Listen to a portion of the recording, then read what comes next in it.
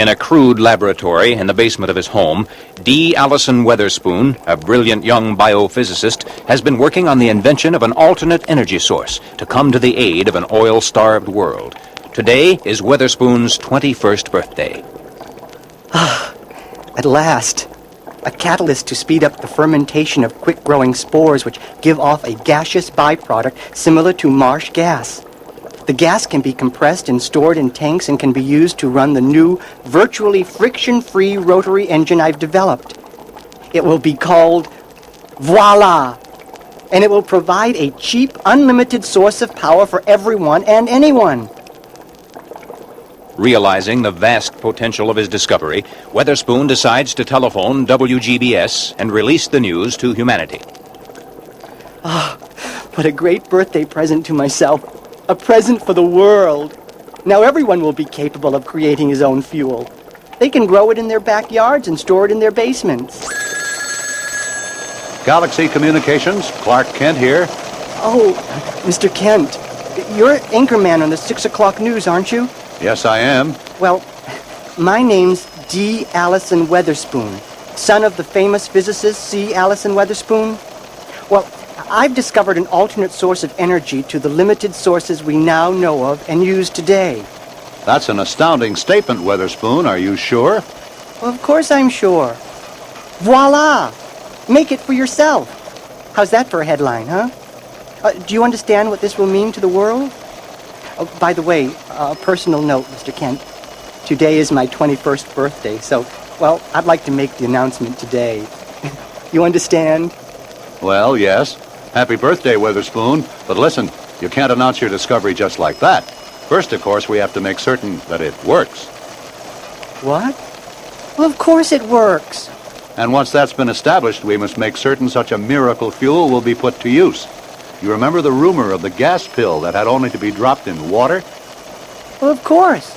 And it was an excellent idea, too. Then you can see why your discovery must be kept top secret until the people are capable of controlling its use and making sure that such a fuel will be used only for the benefit of the people. Of all the people. Yes. You're quite right, Mr. Kent. You're quite right.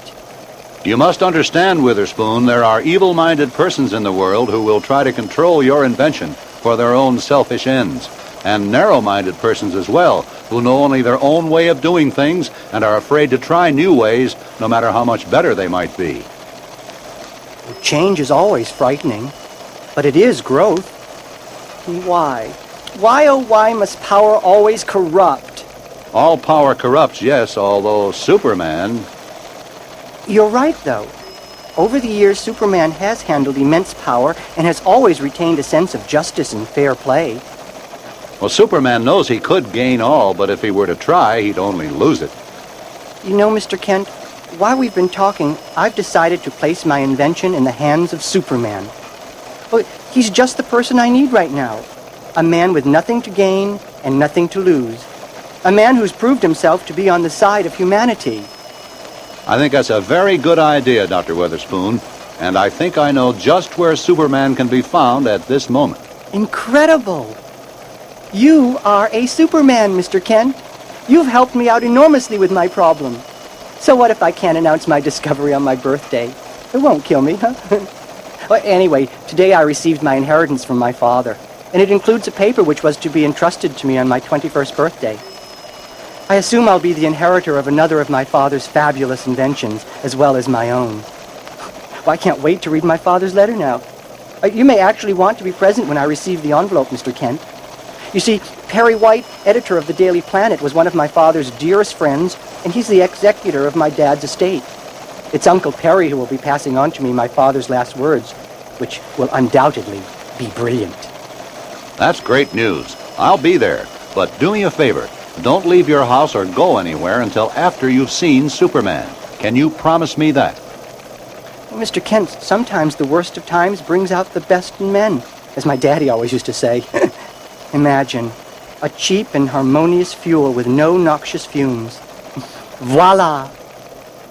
Weatherspoon stands in awe before his simple engine, now fully aware of all its meaning and ramifications. No, Mr. Kent. I won't leave. I won't be picking up Dad's letter until 3 o'clock this afternoon. In the meantime, I'll wait right here for Superman. At the same time, in an abandoned subterranean atomic silo, 80 miles beneath the crust of the Earth, monitoring Allison's conversation with WGBS, the forces of evil, of protective device and self-interest, are gathering every bit of information they can get in an effort to put together a scheme to learn Weatherspoon's secret and thereby gain control of the miraculous fuel by whatever means necessary. Back in Weatherspoon's basement. Now I can understand how Copernicus, Galileo, and Edison must have felt. Well, they were all links in the long chain of men whose Einsteinian minds must have formed the rungs of the ladder of thought that's led me to the great discovery of voila. The bell rings, and Allison flicks on his videotape television alarm system. On the screen appears the familiar red and yellow S of Superman. It's Superman. Wow, Kent sure found him fast. Weatherspoon speaks into the walkie-talkie system. He is connected to his doorbell. Superman, I'll be right up. I've been expecting you.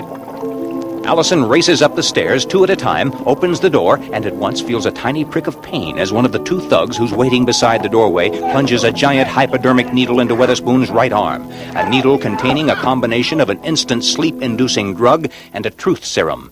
The other thug takes down the picture of Superman's chest from in front of the camera of Weatherspoon's videotape alarm system, and Allison is tossed into the back of a waiting ambulance. The 2 men climb in after him, and the vehicle drives off. Moments later, Clark Kent, Jimmy Olsen, and Lois Lane pull up in front of Allison's modest home.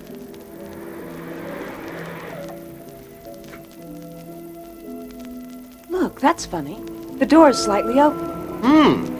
Something strange here. That door shouldn't be open. Jimmy and Lois stare at Clark, who has bent over to touch a minuscule drop of red on the doorstep. Clark speaks as if to himself.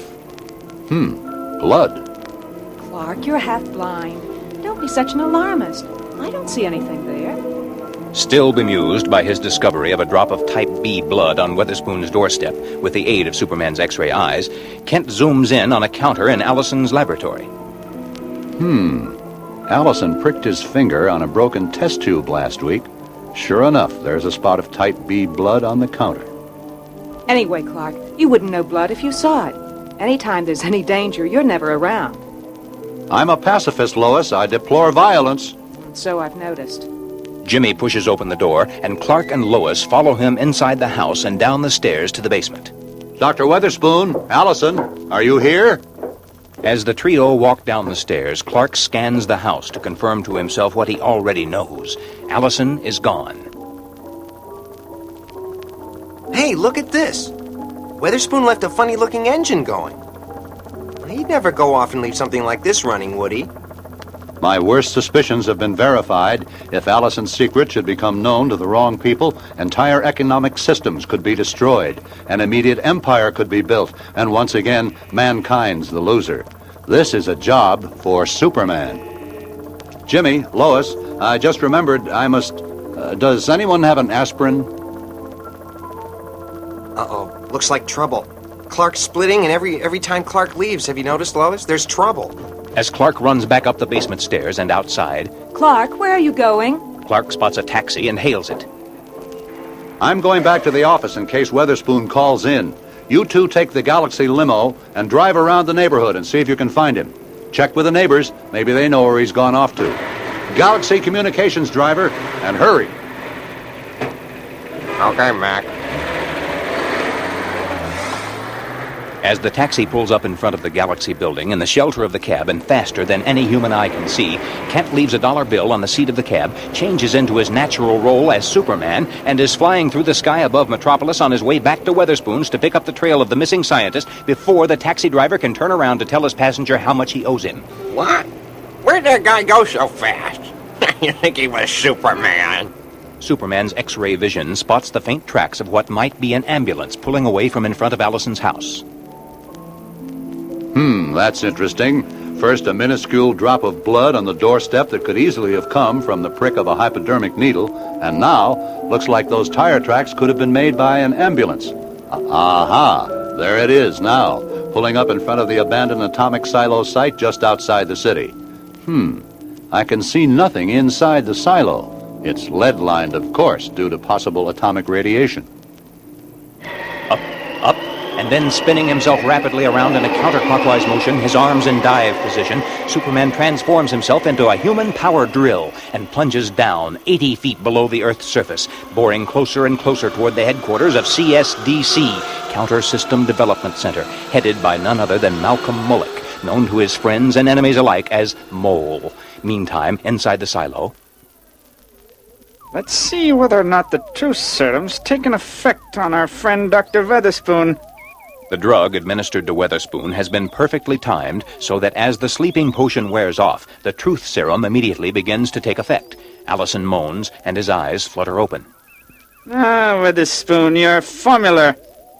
But Weatherspoon's psychological resistance to the truth serum is so strong that his whole body has gone rigid, as if he were paralyzed, and he can't even open his mouth to speak, even though, under the influence of the serum, he'd be more than willing to tell the truth to the Mole if he could.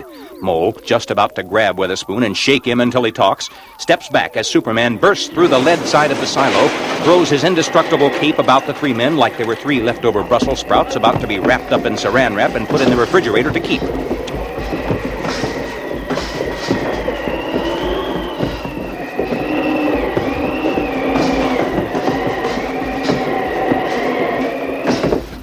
I'll just knot this cape at the end here. There, that should hold you until I get back to pick up my cape. Weatherspoon, I've got to get you to the hospital immediately. I'll deal with you later, Mole. Hours later, in an interview at Metropolis Hospital with Perry White and Clark Kent... So that's the scoop, Clark. And when I woke up, Superman was gone. But I'd sure like to thank him. And I sure hope he's watching the evening news tonight. I hope so too, Allison. Perry, can we bring the cameras in for a close-up? I'd like to get a picture of Allison opening the envelope his father left for him. Certainly, Clark. Here it is, Allison. The envelope your father left with me as executor of his estate, to be handed over to you upon your 21st birthday, which is today. Uncle Perry, you've been like a father to me since my own father's death. I'm feeling weak. Would you please read me what it says? Of course, Allison. That's enough now, Clark. Get your cameras out of here and give us a little privacy. Perry turns to Allison as everyone else leaves the hospital room, tears open the envelope, then begins to read. 2 cups peeled, cored, sliced green apples, 1/2 cup brown sugar, 1 tablespoon cinnamon. What on earth? I don't understand. 1 egg, 2 tablespoons lemon juice. Oh, no, Uncle Perry. It sounds like the recipe handed down to my mother from her mother, who, of course, got it from her mother. I think it's the recipe for my mom's green apple pie. Great Scott.